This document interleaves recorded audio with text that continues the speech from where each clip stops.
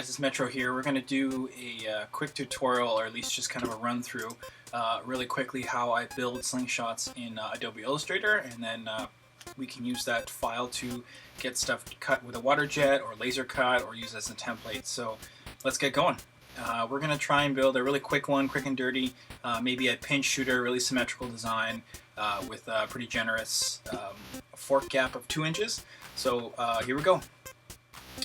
What I do is I'll start with a circle of say 2 inches. That gives me a nice generous fork gap, and it's nice consistently. So what I'll do is, what I like to do is actually start building shapes and then cutting away at shapes. So instead, you may hear me go blank or whatever, but we'll try and annotate this as I go.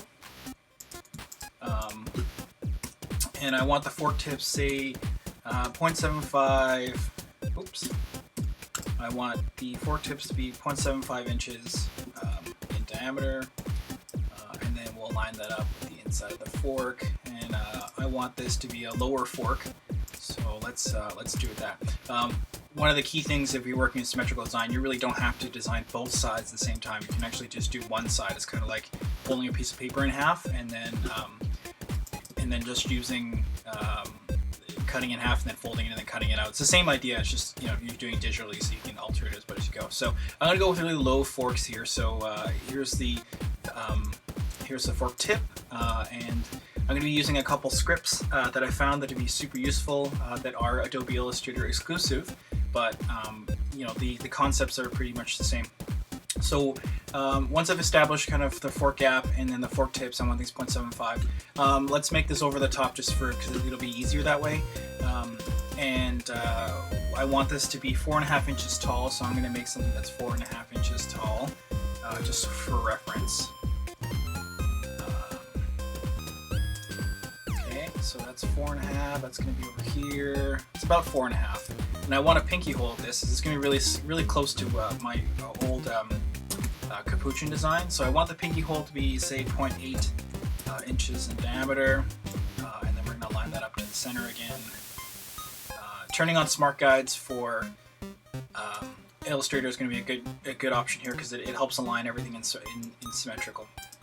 So once I've decided that's kind of where the key points are, I'm going to go ahead and fill the rest of it. So I have a couple scripts, like I said.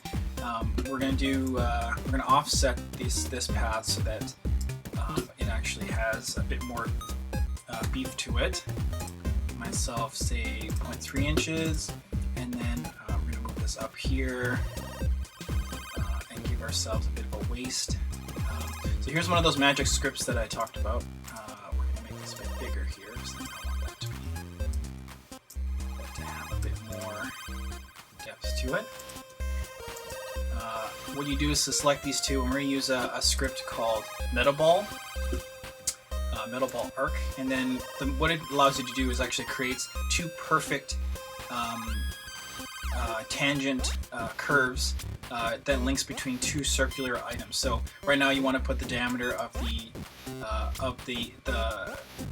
sides of the curve. So let's give something that's a little bit less aggressive and do like 100 millimeters. You'll see that it fills in the void. So if you do like 50 millimeters, this will be a lot more tight than here. So this waist isn't as slim as it could be, but it's fine that way. So once that's established, we're going to join these shapes because now these shapes are something I'm pretty satisfied with pretty quick. And then we're going to cut away by subtracting some stuff like that.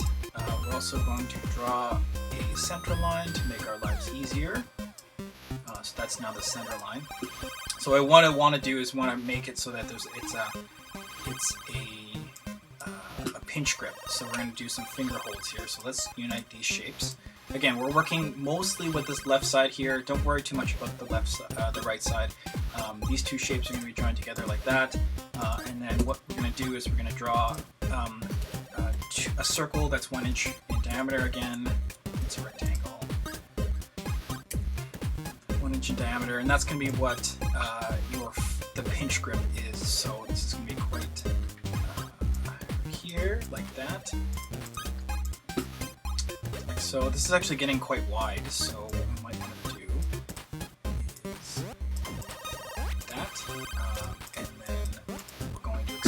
this a little bit.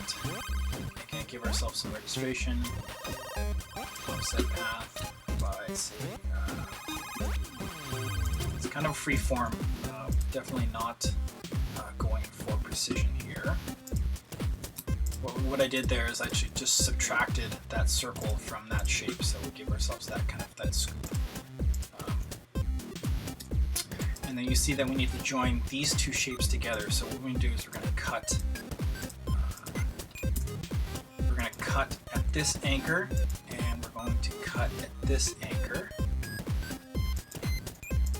and cut this anchor because again that's the right side. We don't really care about that. And we're going to take this and we're going to pull it over.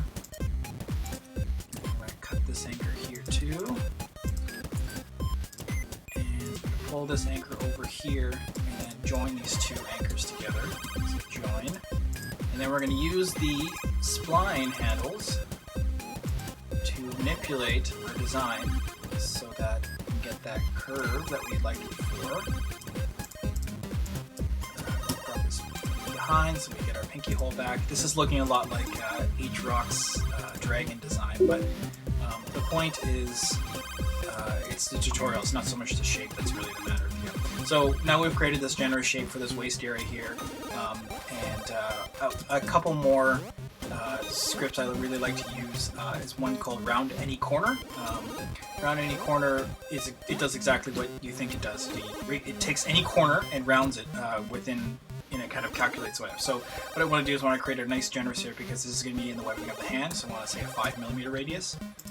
And that's not enough, so we're going to go bigger. And make sure that it's actually a corner. Yeah, so what we do is take that and round any corner, and then stick with the 10mm. It defaults to 10mm, it's not a big deal. So that's nice and curved there, so it's actually quite comfortable now.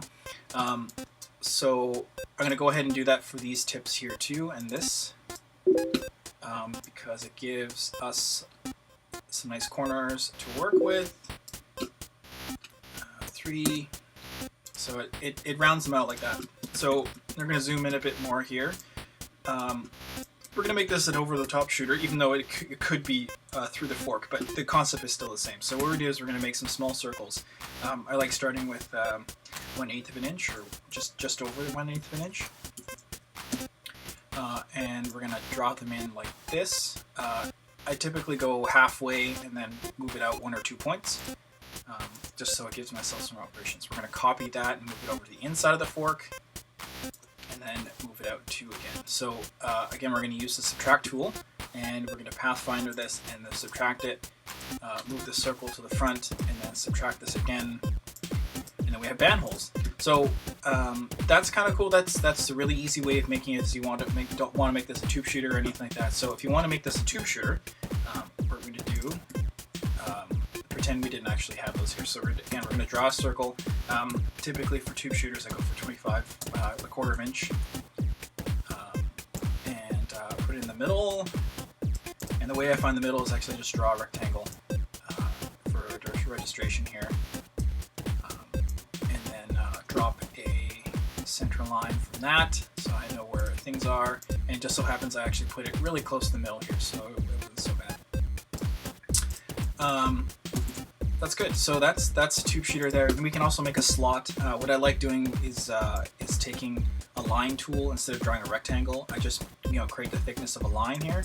I typically go for 1.5mm for thickness, and then take this line, and we're going to take a path and outline the stroke, so it becomes a perfect rectangle with exactly 1mm. So I'll drop this into the bottom here like so, and then we're going to unite these two shapes, and then move them to the front, and we're going to subtract them from the whole thing. So now it becomes this. So again, to smooth out some of the corners, we'll zoom in and select just the corners with the direct select tool, and we'll use round every corner again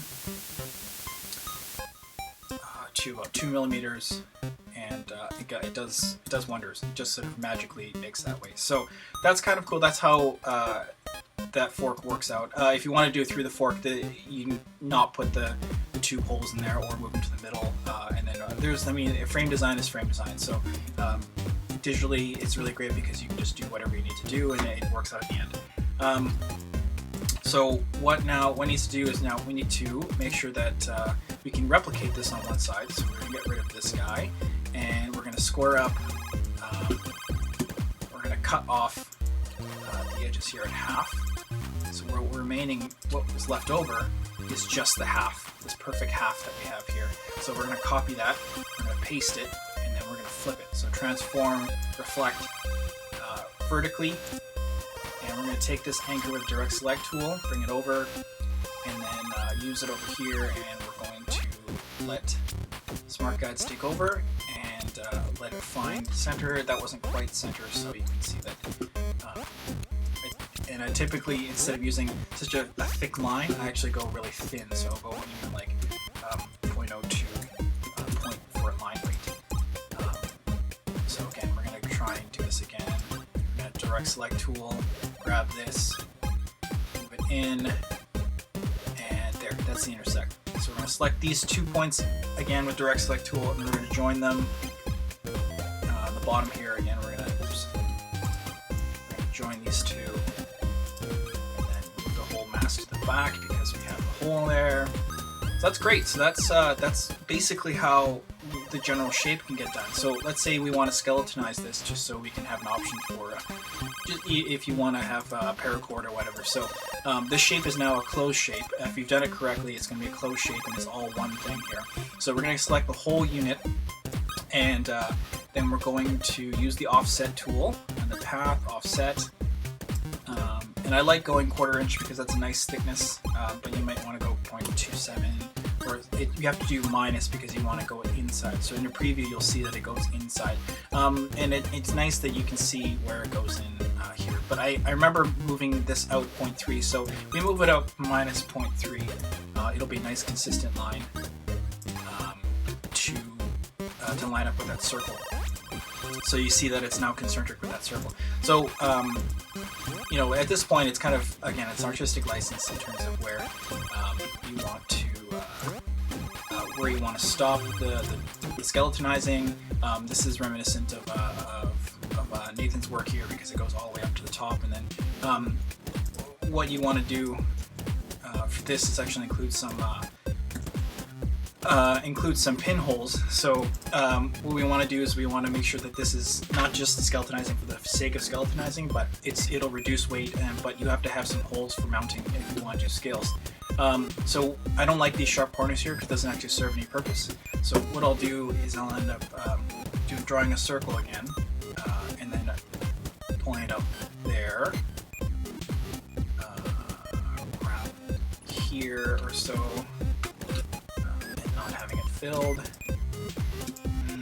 That's not so. Do this, a little bit more generous of a curve.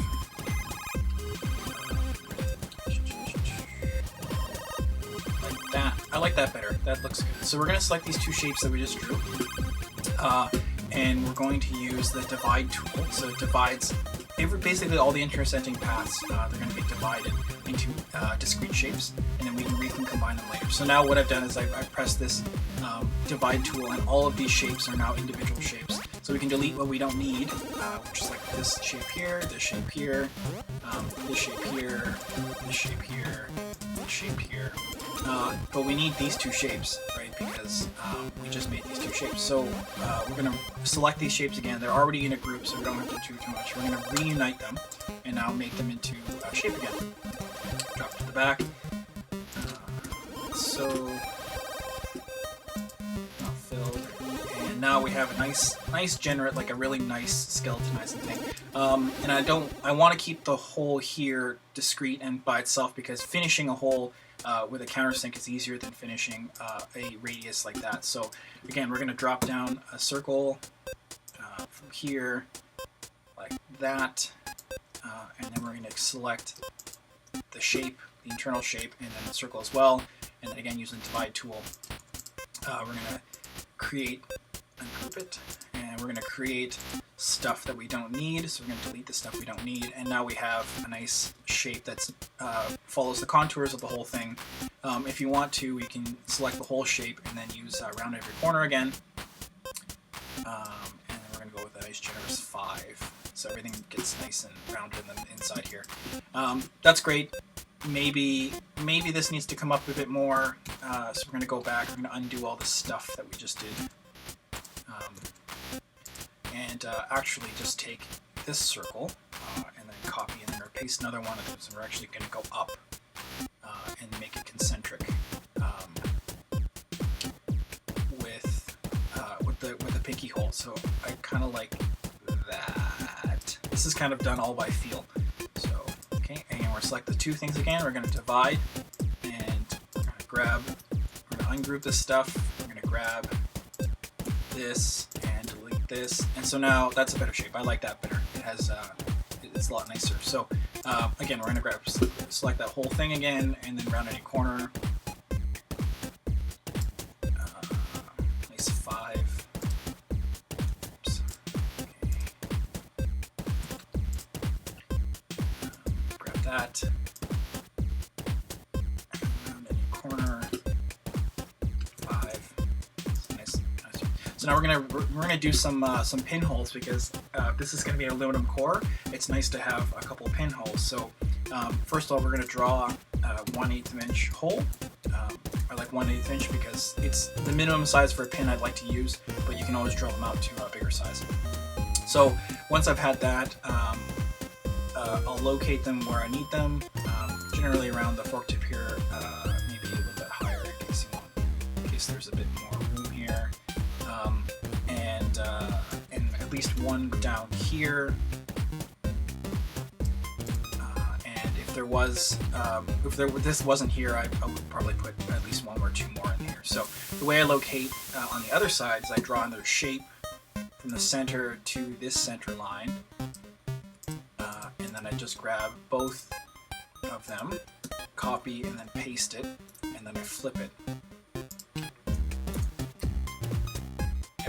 And then I grab that corner and align it with the other shape, because now it's going to be identical to this other. So it's like a mirror image of that. So when I'm done with that, I'll delete my registration block and then get rid of this. And so that's basically it. That's how you design a frame. This is pretty simple. It's not too difficult. I mean, Adobe Illustrator is quite an advanced program for this kind of stuff, but it is ideal for this kind of thing, especially if you have a few of the scripts that I just described. So that was the scripts I have are Metaball Arc.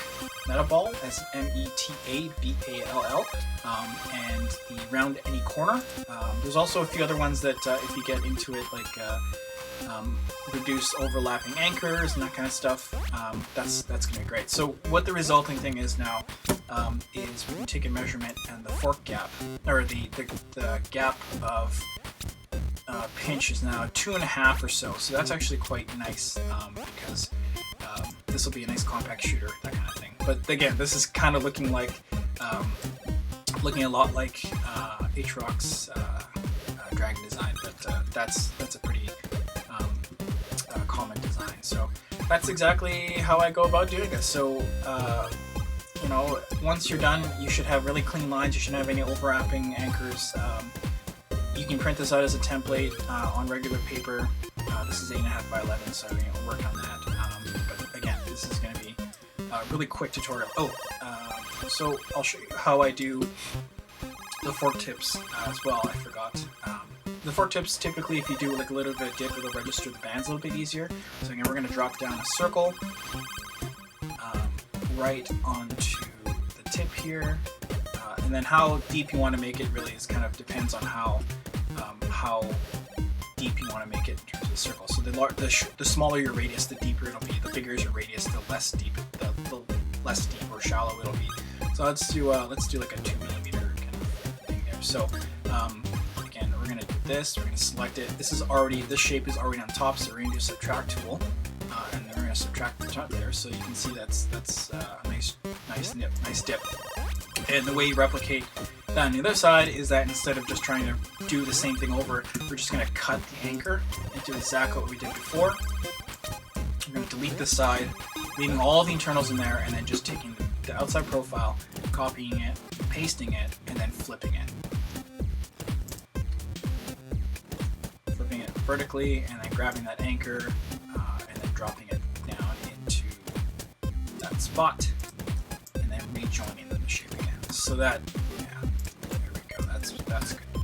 So yeah, that's a really simple way of making frames, designing frames. You can do this ad infinitum, and you can make them as complex or as simple as you can. And you know, we'll go over how to prep DXF files, export it from Illustrator into Polyline so that we can get these out to WaterJet. So that's how that works. So thanks for watching.